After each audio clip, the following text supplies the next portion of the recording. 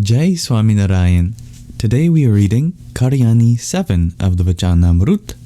This passage is titled Vairagya due to obsession,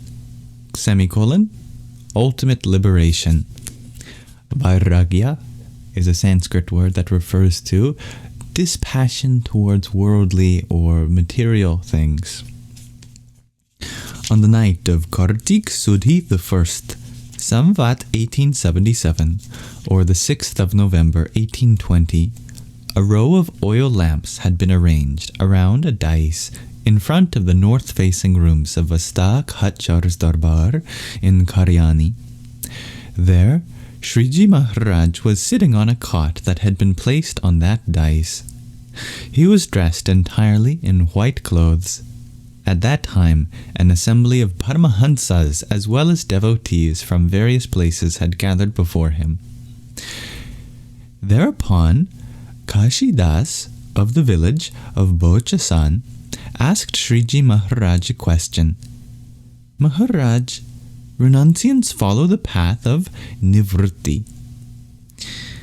Vritti refers to the thought force or the concentration. Nivrutti, I imagine, is the negation of such, probably against worldly things, fixating it on divine things only. Thus, they are able to keep their vritti constantly on God. But householders follow the path of pravritti. Hence, they are plagued with countless worldly problems. What understanding, then, must a householder maintain in order to fix their vritti constantly on God? Shriji Maharaj replied, the householder should believe, just as I had parents, romantic partners, and children during my past lives in the cycle of 8.4 million life forms, I have the same in this life as well.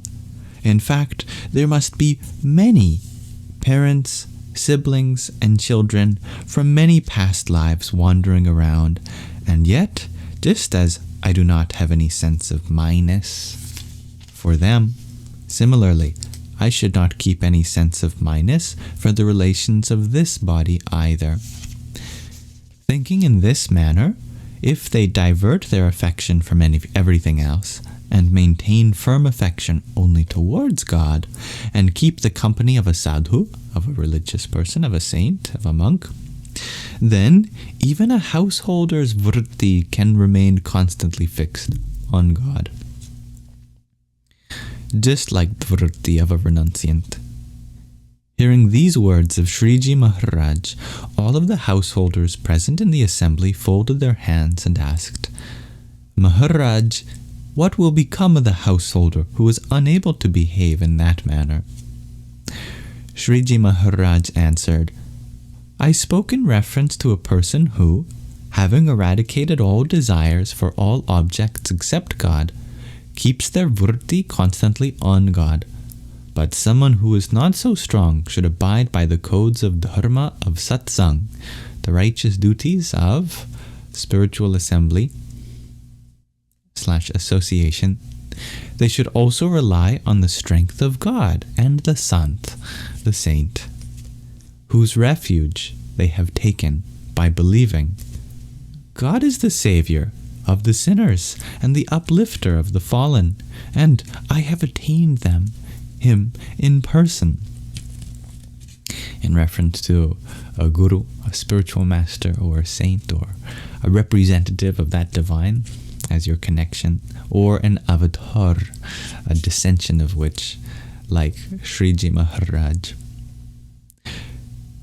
Hearing such words from Shriji Maharaj, the devotees became extremely pleased.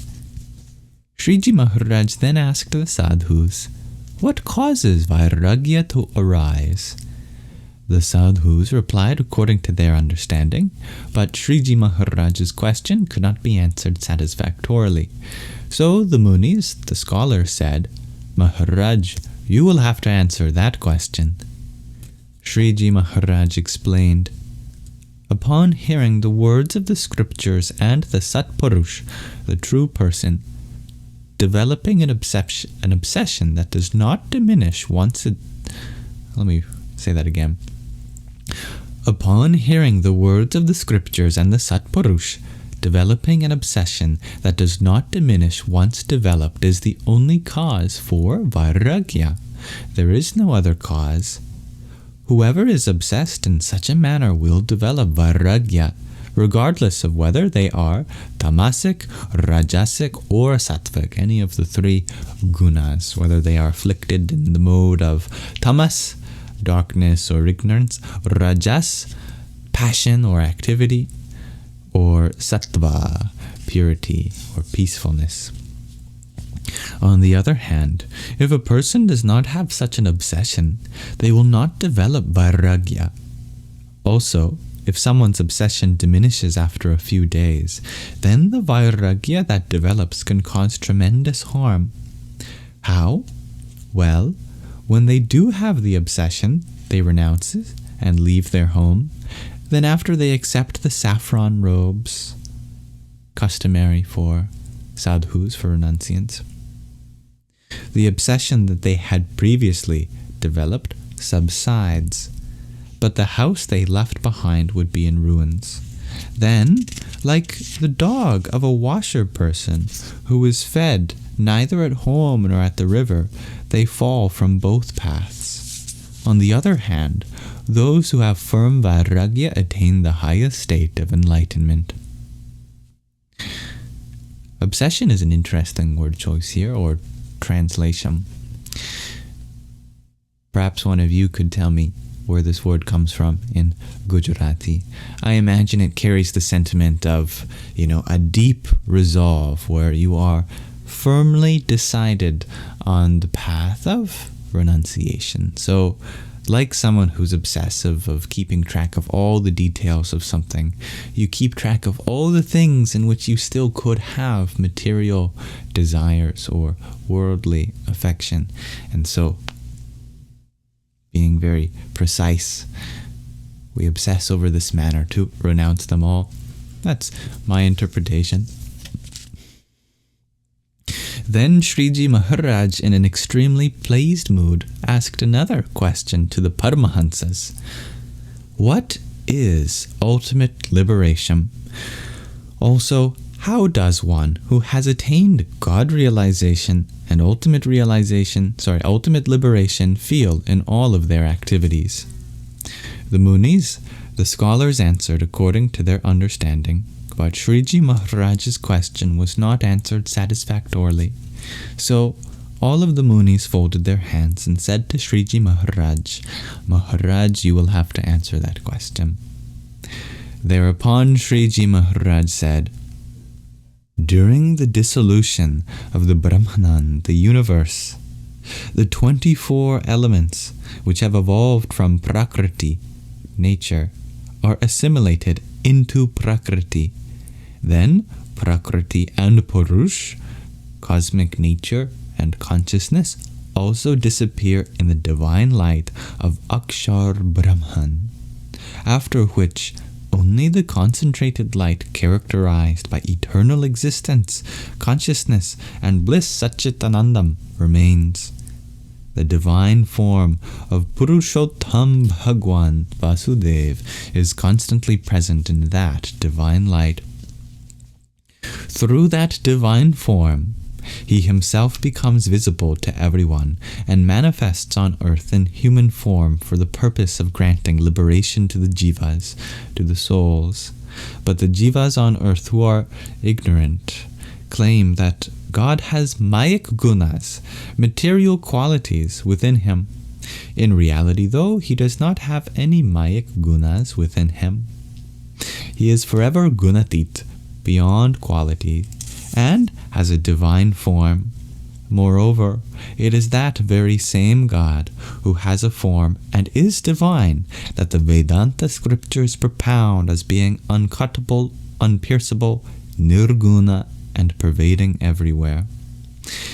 It is to dispel the mayic view from the mind of the jiva, the material view from the mind of the soul, that he has been propounded as being nirguna.